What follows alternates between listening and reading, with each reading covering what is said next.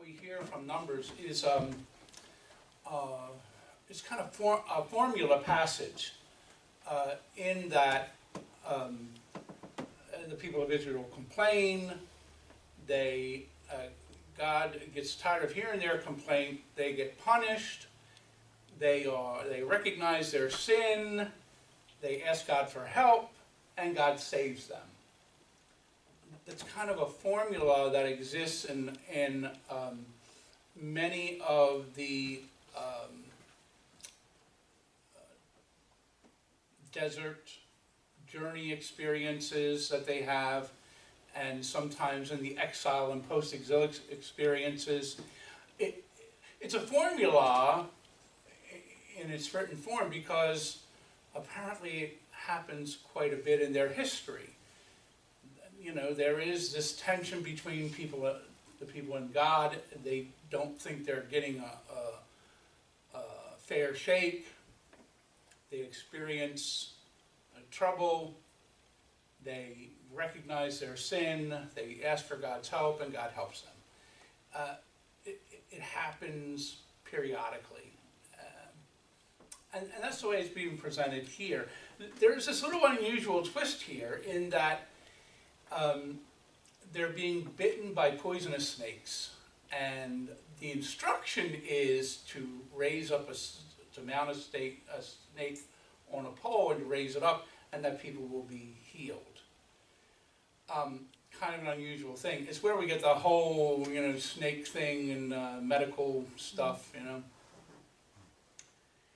And as a matter of fact, one of the kings after that, I think it might have been Hezekiah, destroys it because he feels like it is taking on the status of a god. And you certainly don't want that, a false god. But for Christians see it as a foreshadowing. They see it as a foreshadowing of the crucifixion, but not only the crucifixion, but the redemption that goes with crucifixion.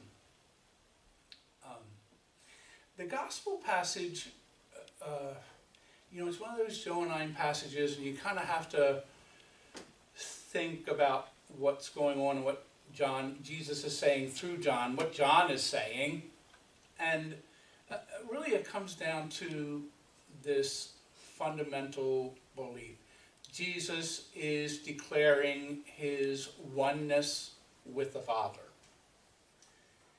And basically what he's saying is, if you can't accept that, then you will just wind up dying in your own sin. If I speak the message and you see the signs and you are unable or unwilling to recognize this oneness between me and the Father, then you're not willing to accept the grace that's being given out to you. And if you can't accept the grace that's there, if you can't act on God's grace, then you can't experience the redemptive act that I'm going to be engaged in. So in this moment, John writes it so that the scribes and Pharisees don't understand. They don't understand and Jesus then goes on to try to explain it to them. And it comes to the point where some of the hardliners simply will not understand, will not accept who Jesus is, will not accept that Jesus and the Father are one. Jesus is here to bring salvation and redemption, that Jesus is here to save us. Simply will not accept it. Others, however, when they hear it, it says, came to believe. They were so moved by his words and so moved by his actions and so moved by the grace of God in that moment that they came to believe and embraced his message. Well, that's not a one-time thing. That's, an eternal kind of thing. from generation to generation to generation. We're called to believe. We're called to believe that Jesus and the Father are one. You know, I often get questions about, you know, how does that happen and how can that be and how can we talk about one God and three persons?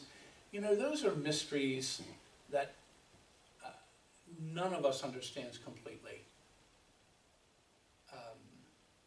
And there is a place where we simply have to take a step in faith. That's what this whole thing is about. It's about faith. I'm never going to be able to prove that Jesus and the Father are one, that the Holy Spirit is one with them. I'm never going to be able to prove that Jesus really did resurrect, and I'm never going to be able to prove that Jesus has redeemed us. It's not provable. It relies on faith. And that's a big thing for us. Faith is a big thing. And it's something in that moment that some of the people, the Pharisees and scribes, could not embrace. They could not embrace it in faith, the message of Jesus in faith. And yet that's the message that we all have to deal with.